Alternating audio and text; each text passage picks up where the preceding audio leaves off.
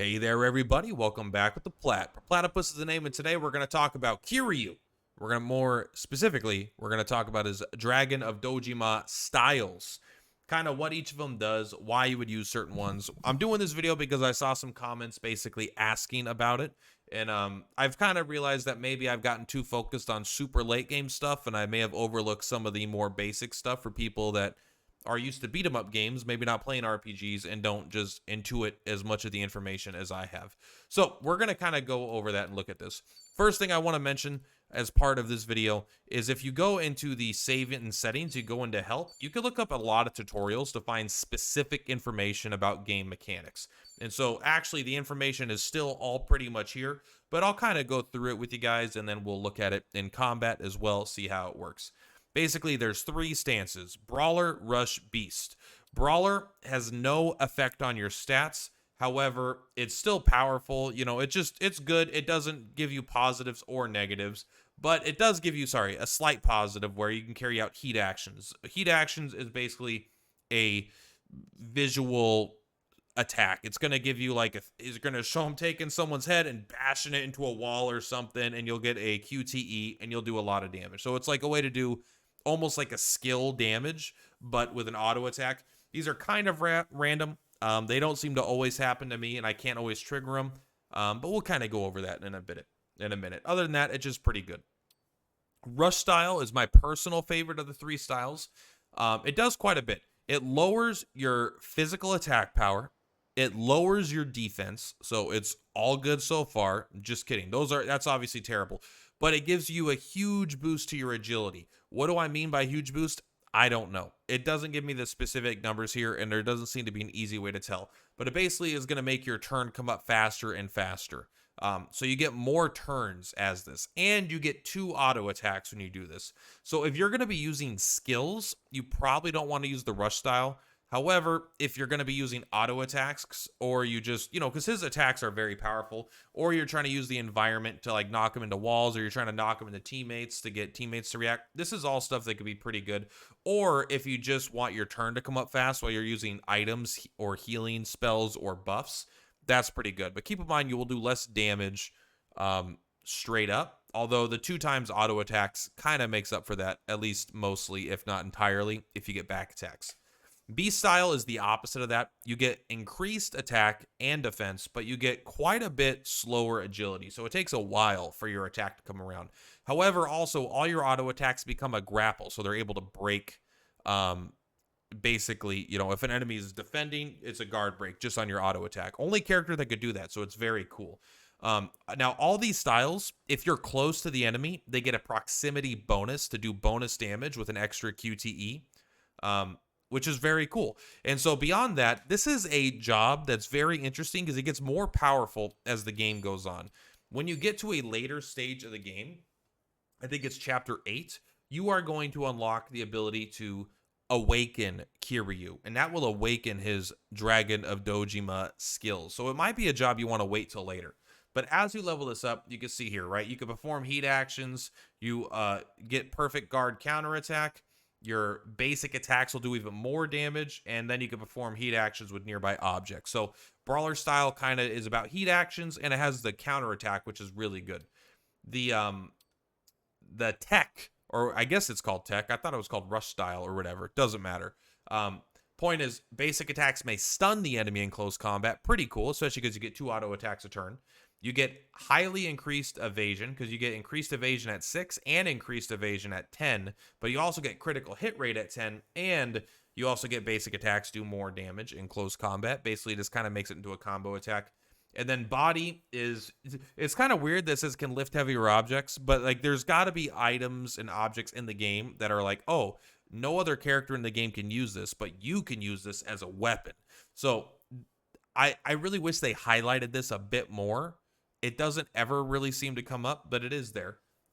Enhances weapon attacks using nearby objects. So if you have environmental stuff, this is what you want to use. You want to use the body, the beast mode.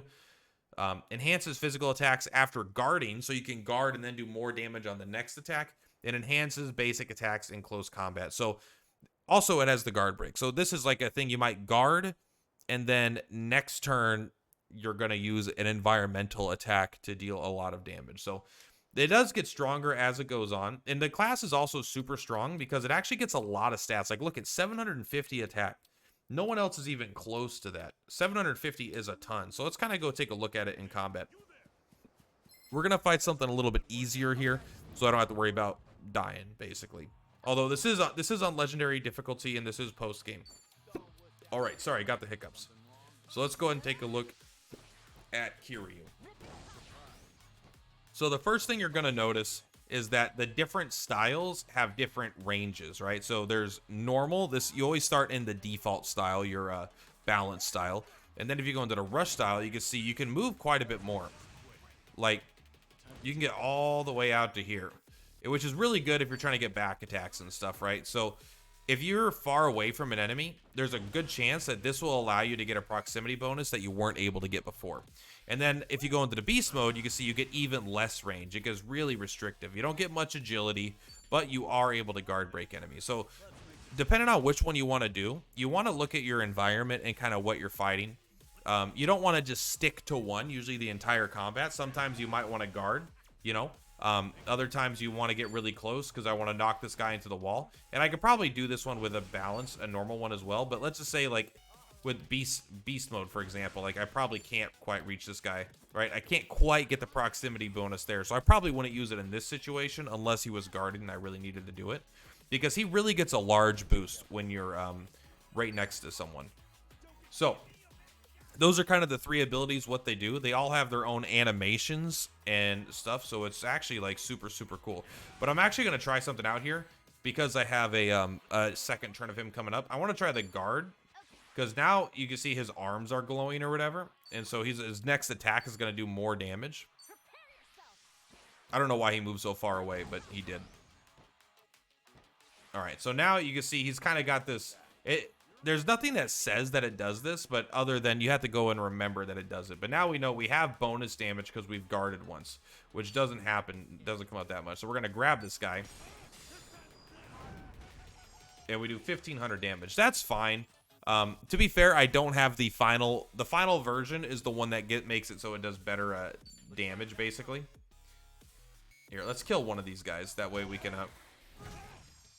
that way we don't have to worry too much about just randomly dying. My bleak future, no. Tomizawa. Here, what's this guy weak to? All right, we'll just use Zesty Breath then. If they're not weak to anything, I just use whatever one I was on last. Easy peasy. All right. It is also worth noting that just an auto attack, right? So, now let's go ahead and try the balance. You see, we switched, so he doesn't have that glow anymore. I would like to do a heat action, but we're going to go ahead and do this. So, it's actually, you can do insane damage if you get to the back attack. A quick little thing. If you really want to back attack with an ally, like I do with Kiryu here, untarget them and move farther away. And just kind of wait. Just stay here and wait for a minute. This is when I said that the game is kind of loose in its combat. This is kind of what I was referring to. Is that sometimes if you just sit there and you're far enough away, they'll just start targeting a different ally. You know, like, boom, he's on Kasuga now, right? And so now I can come back here and I can get that back attack. Boom. And now you see this is the rush style, all about doing bunches of damage. And so we're actually going to do 2,000 damage in this. Or you can kick him while he's down. It kind of gives you flexibility. You can kind of do exactly what you want. It's pretty, if you time it, you can guarantee a second back attack right away. But usually he'll get up and start targeting someone else if you move away first. Oh, hold up, hold up. Bing, bing, bing. This guy's got a lot of HP, actually. We should probably be a little careful when we're fighting him. So now let's see if we can get a path action. Not a path action. Is there any environmental items I could use here? Probably not, huh? So here is our balanced one. Sometimes you'll get a heat action if there's something that would basically let you do it. But they're all just like very, very powerful. They're all kind of similar in the sense that none of them are going to, they all do like relatively similar damage, but sometimes you're going to want to use different ones. I almost never use the balanced one just because, well, I mean, I will if it's just like a short fight where you're just going to do a summon and then run away, right? But for the most part, I don't really worry too much about using the basic one because I either want my turn to be coming up faster or I want to be doing more damage a hit. But it's sometimes, here's the thing about the balance style, is he does get a guaranteed, if you get a perfect guard, and his armor makes it pretty easy, you're doing counterattacks, which is very, very powerful. Sujumancer's bad, by the way. Just kidding. No, we're not going to worry about that. Let's see if we can find an enemy next to a bicycle or something. I want to see if I could do a heat action to kind of show you off what it is. Maybe that is a combat. Let's take a look. He's so fast. Well, he's not, but she is, so it all works out. Worst case scenario, let's try to do it against a wall. I should have moved her up closer. Oh, yeah, that's dumb of me. All right, let's see if we can get him up against the wall here. Dang. All right. Well, like, again, I haven't really had heat actions really show up, but I know that they happen under certain situations. They seem to be kind of more random than anything. But basically, that's going to be... I'm just kind of going to keep rambling at this point. And I'd like to keep the video short. That way you guys can kind of just see what you need to go know, and you can get into it. Again, don't be afraid to check out the help menu. There's a lot of information here, right? You could look up even specifically what attacks are physical and magical attacks, the status ailments, what they do. The ones that I find are good are like, all right, here's buffs and debuffs. Here's how they work. You know, how critical hits work. And there's just lots of specific details about mechanics in there that should help you out. But yeah, that's basically the rundown on the Dragon of Dojima. Once you get to Chapter 8, you can start boosting it by doing extra stuff, and it really becomes one of the most powerful jobs in the game. It's even good at baseline, but once you start getting these extra abilities, like you get the enhanced basic attacks in close combat, all those are pretty darn good. I would say if you had to aim for the most important things, get the perfect guard in Brawler style, because that one is the one you start every combat with. So if enemies start attacking you before you get a turn, you'll still be able to get some damage on them. Then get the enhanced basic attacks in close range combat, Rush style. That's level 8. And then I would say enhances weapon attacks, level 4 here. And then obviously level 10 on all of them when you get the chance to. But yeah, it's a super, super cool job. I'm happy that they did it justice. It's fun. It's cool. It's flashy. It's flavorful, and it's powerful. I don't know if I even said that. I might have.